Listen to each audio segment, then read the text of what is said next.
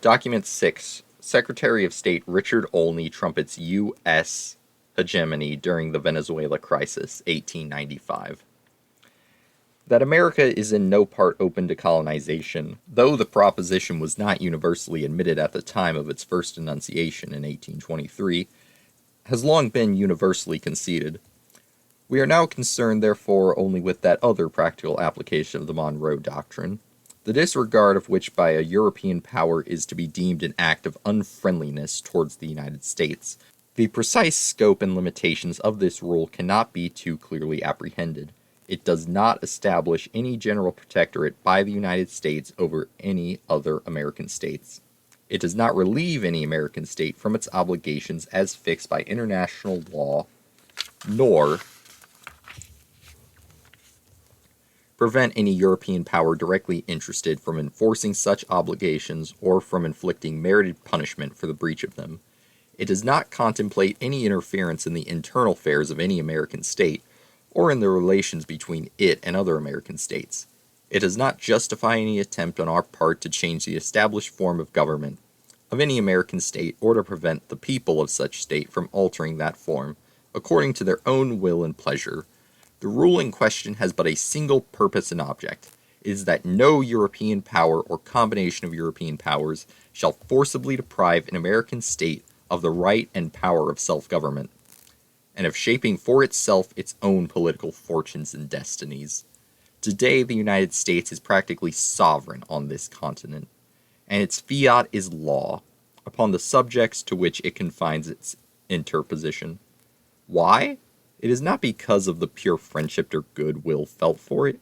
It is not simply by reason of its high character as a civilized state, nor because wisdom and justice and equity are the invariable characteristics of the dealings of the United States. It is because, in addition to all other grounds, its infinite resources combined with its isolated position render it master of the situation, and practically invulnerable as against any or all other powers.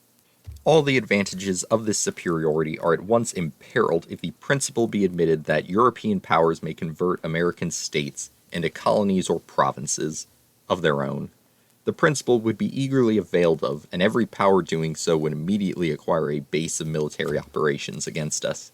What one power was permitted to do could not be denied to another, and it is not inconceivable that the struggle now going on for the acquisition of Africa might be transferred to South America. If it were, the weaker countries would unquestionably be soon absorbed, while the ultimate result might be the partition of all South America between the various European powers. The disastrous consequences to the United States of such a condition of things are obvious. The loss of prestige, of authority, and of weight in the councils of the family of nations would be among the least of them. Our only real rivals in peace, as well as enemies in war, will be found located at our very doors. Thus far in history, we have been spared the burdens and evils of immense standing armies, and all the other accessories of huge warlike establishments, and the exemption has largely contributed to our national greatness and wealth, as well as to the happiness of every citizen. But, with the powers of Europe permanently encamped on American soil, the ideal conditions we have thus far enjoyed cannot be expected to continue. We too must be armed to the teeth. We too must convert the flower of our male population into soldiers and sailors.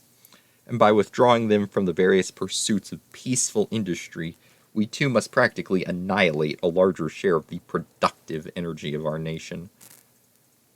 Thus, as already intimated, the British demand that her right to a portion of the disputed territory shall be acknowledged before she will consent to an arbitration.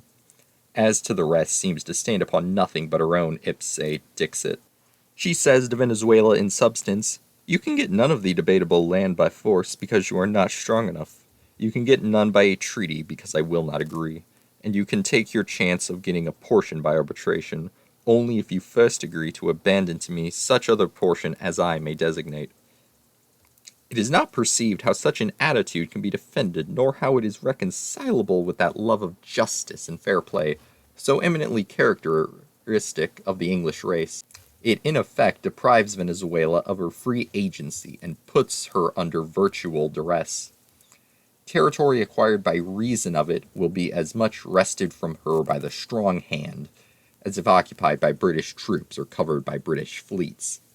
It seems therefore quite impossible that this position of Great Britain should be assented to by the United States, or that, if such position be adhered to, with the result of enlarging the bounds of British Guiana, it should not be regarded as amounting, in substance, to an invasion and conquest of Venezuelan territory.